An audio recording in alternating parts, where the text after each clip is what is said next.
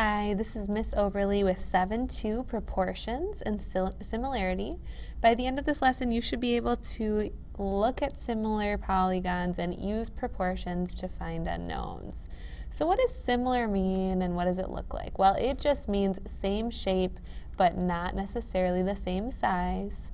This is the symbol for similar.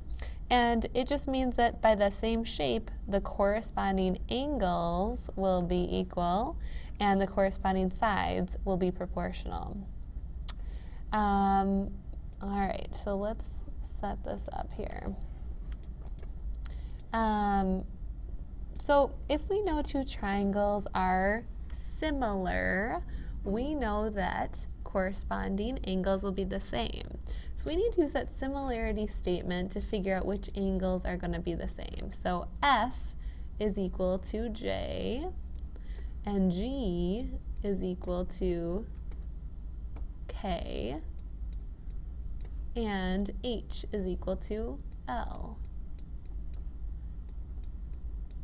So that means this side, 1 to 2, is going to be proportional to this side, and 1 to 3, this side is proportional to this side, and this side will be proportional to this side.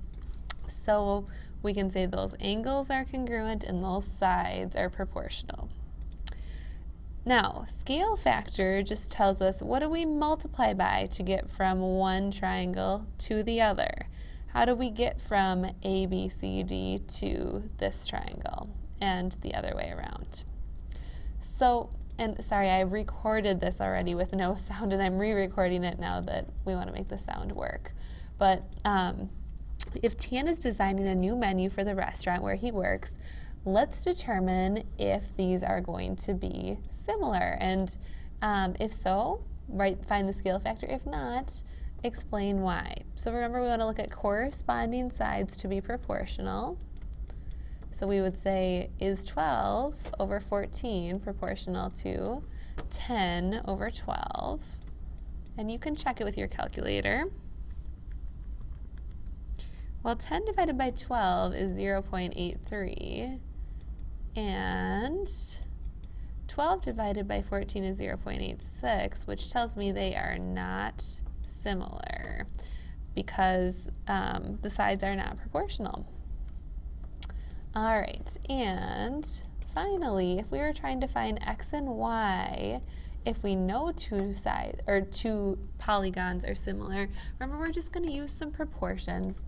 So we can say 4 is to 6 as, and if we're trying to find x first, we would look at the side that corresponds with x and write a proportion and then cross multiply and solve. So we have 18 equals 4x, and we can leave our answer as 18 over 4, or you could simplify that and write it as a decimal or a reduced fraction. We could do the exact same thing if we wanted to find y. So again, I'm going to use this 4 over 6 because there are two corresponding sides where we know both the values. And then I'm going to find a side that we know corresponds with y. So y plus 1 over 8. And I can cross multiply here and say 32 equals 6y plus 1, or 6y plus 6, I should say, when I distribute the 6 to the y and the 1. So we know that 26 equals 6y. So 26 divided by 6, or 13 divided by 2 equals y. And finally, last but not least, and I'm sorry that you're seeing this here, again, I recorded this already, and right now I'm just going back to re-record it with sound. Example 4 tells us these two polygons are similar. And I just want to mark in that this has 2 tick marks here, which you can't see. Knowing that, can you find the scale factor and the perimeter of each side? And we want to go from the small to the large. So what do we need to multiply the small by to get to the large? Well, let's first mark in what we know. If that's 10.5, this also has to be 10.5.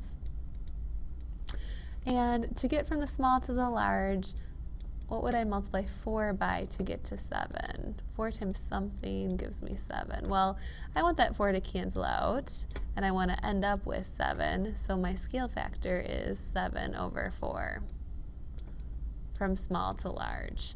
So if I want to go from 6 to get this number down here, I'm going to do 6 times 7 over 4 to give me that number, which ends up being 10.5. So this is also 10.5. And if I know that this is 10.5 and this is 6, well, if this is 10.5, these also have to be 6. But I could use my scale factor in reverse to find those. Go ahead and add up the outsides to get the perimeters. Make sure we're in agreement. And if we are, then we're in a good place.